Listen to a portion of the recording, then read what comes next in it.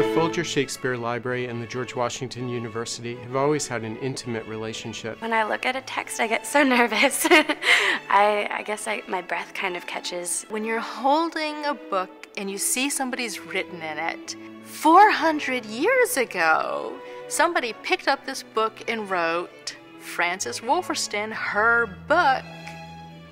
It's a thrill.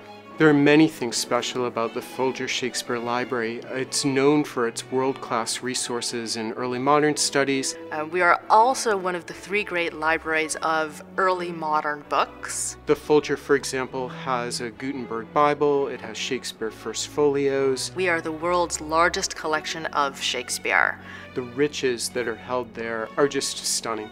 One of the main academic goals of the seminar is to get students more familiar with the early modern period, not just in terms of the literature and the history, the facts of the period, but the whole culture. Each student kind of picks 1 or 2 books to track throughout the semester, and the book that I'm working with is a report on the Newfoundland of Virginia, written by Thomas Harriot, and he did it as sort of a gift to Sir Walter Raleigh, one of the major investors in the Roanoke colony. There's a whole section of illustrations on the natives living there and what the land is like, which is really fascinating. There's a preface to them where the artist says, "You can't copy these, I've hidden something in them." I haven't figured out what he hid in them yet. I am an English major and I love books. I love reading. And one thing I think is unique about the class is that you can see the early printing and really the fingerprints of the printer who made each book. My particular project this semester is on a play by Thomas Heywood. It's about Queen Elizabeth, and I'm working with a copy that was printed in 1606.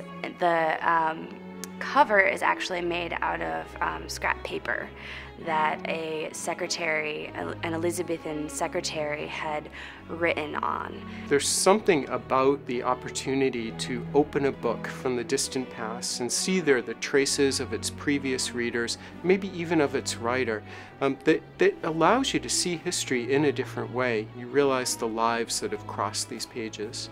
You're reading something physically that somebody else read in a past time. It's not just you're rereading a recreation. I transferred from a smaller school in a suburb where stuff like this is just unimaginable.